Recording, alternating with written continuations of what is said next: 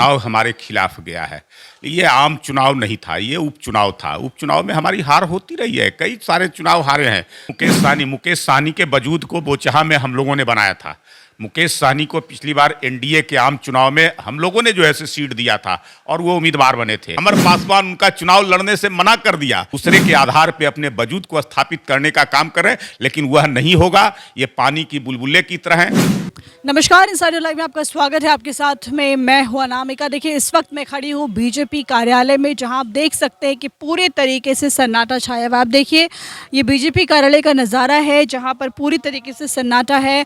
हम आपको बता दें कि बोचहा सीट पर 12 अप्रैल को उपचुनाव हुए और आज नतीजे लगभग सामने हो चुके हैं। तस्वीर जो है वो लगभग साफ हो चुकी है।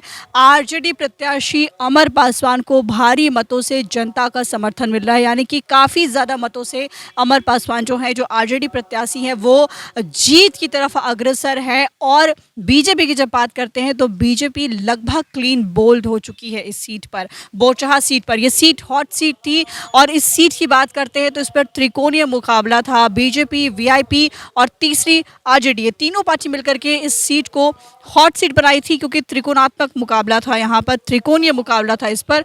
यह भी आपको बता दें कि ये जो सीट थी वो वीआईपी की सीट थी। जी हाँ, मुकेश सहनी की पार्टी की सीट थी। मुसाफिर पासवान के निधन के बाद ये सीट खाली हुई थी, लेकिन मुकेश सहनी के साथ में जो कुछ भी हुआ, बीजेपी और मुकेश सहनी के बीच जो लड़ाई हुई, उस लड़ाई में आरजेडी ने कहीं ना कहीं जो कह सकते हैं कि फ़ायदा उठा लिया इस लड़ाई का, और आरजेडी जो है वो भारी मतों से आगे भी निकल गई। देखिए, वीआईपी सुप्रीमो मुकेश सहनी की जब बात करते हैं तो मुकेश सहनी ने जब से उत्तर प्रदेश चुनाव में जाकर के बीजेपी के खिलाफ बोलना शुरू किया, बीजेपी के खिलाफ बिहार में तमाम बयानबाजी करनी शुरू कर दी, उसके बाद से ही बीजेपी ने ठान लिया कि मुकेश सहनी को बता देंगे।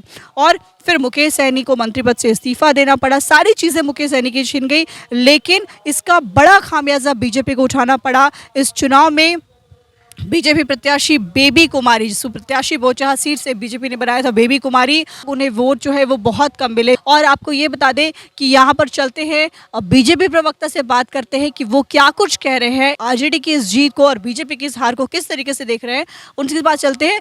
और इस वक्त हमारे साथ में बीजेपी प्रवक्ता प्रेम रंजन पटेल जी हैं, उनसे बात करते हैं और जानते हैं कि सर, जो रुझान आ रहे हैं, जो नतीजे आ रहे हैं, जिस तरीके से तेजस्वी यादव की तरफ अमर पासवान को भारी मतों से जनता जिता रही है, क्या कुछ कहेंगे इस पर? देखिए, अभी गिनती पूरी नहीं हुई है, 25 राउंड का गिनती होना है, लेकिन जितना अंतर है और जिस प्रकार का जो है स्थितियां हैं, उससे लगता है कि चुनाव उनके पक्ष में गया है, अमर पासवान के पक्ष में।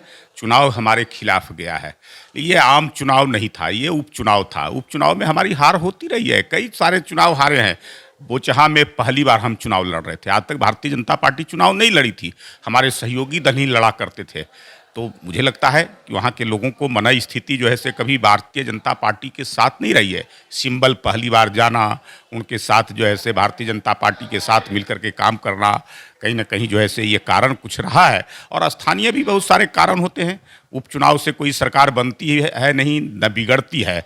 लोगों को लगता है कि स्थानीय आधार पर जो है से कुछ और तात्कालिक मुद्दे होते हैं, उस मुद्दों के आधार पर चुनाव होता है। सरकार बनना बिगड़ना होता है आम चुनाव से। आम चुनाव में लोग जो है से भारतीय जनता पार्टी एनडीए के पक्ष में अपना समर्थन साथ देते रहे हैं और आगे भी देंगे। उपचुनाव से कोई फर्क नहीं पड़ने वाला। लेकिन आपने बोला कि पहली बार जो है बीजेपी उस बोचहा से चुनाव लड़ रही थी, लेकिन ज़रूरत क्यों पड़ी? कहाँ चूक गई बीजेपी? क्या मुकेश सहनी से सीट लेना भारी पड़ गया क्या? नहीं, कोई ऐसी बात नहीं थी। मुकेश सहनी के वजूद को बोचहा में हम लोगों ने बनाया था। मुकेश सहनी को पिछली बार एनडीए के आम चुनाव में हम लोगों ने जो है सीट दिया था और वो उम्मीदवार बने थे। खुद मुकेश सहनी सिमरी बख्तियारपुर से अपने आप चुनाव हार चुके थे, लेकिन उनका जो उम्मीदवार था, ये कहीं ना कहीं रमई राम की बेटी थी, जो वीआईपी के। रमई राम बहुत प्रभावशाली नेता है, 8 बार से वहाँ से विधायक रहे हैं, जीते हैं, मंत्री रहे हैं।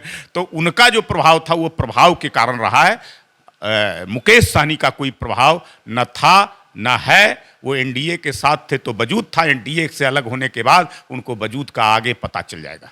एक बात तो कह सकते हैं कि सीट भी ले ली मुकेश सहनी से और चुनाव लगभग हार भी गए। नहीं, ये हार जीत तो लगा रहता है, हार जीत है।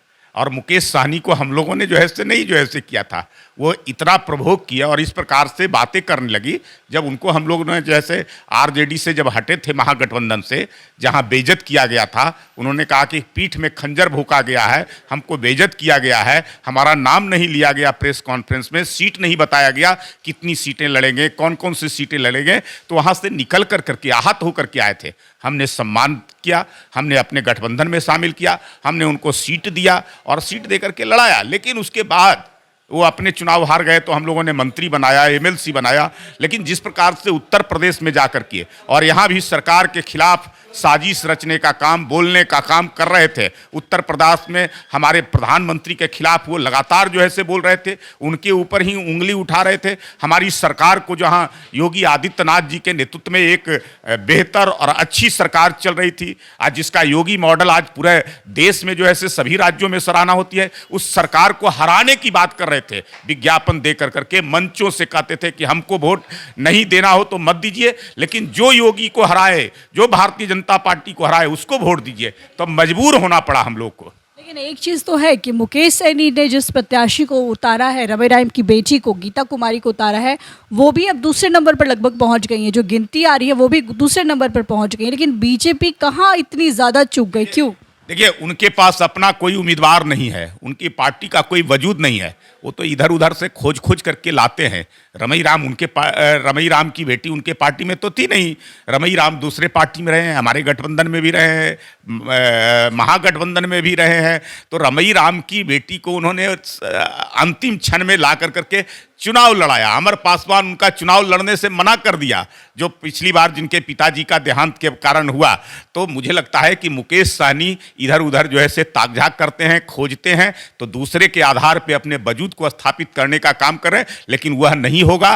ये पानी की बुलबुले की तरह हैं, क्षणिक जो है से रहेंगे और फिर आते आते जो है से समाप्त हो जाएंगे। दूज की चांद की तरह नजर भी नहीं आएंगे मुकेश सहनी कहीं। Thank you. तो देखिए, आपने सुना कि बीजेपी प्रवक्ता ने कहा कि मुकेश सहनी जो है वो सिर्फ और सिर्फ अभी सिर्फ ऐसे उछल रहे हैं, लेकिन उनके पास अपना कोई वजूद नहीं है। बीजेपी जो है वो कहीं ना कहीं इस बार चूक गई है। फिलहाल इस बार में इतना ही। नामिका को दीजिए इजाजत।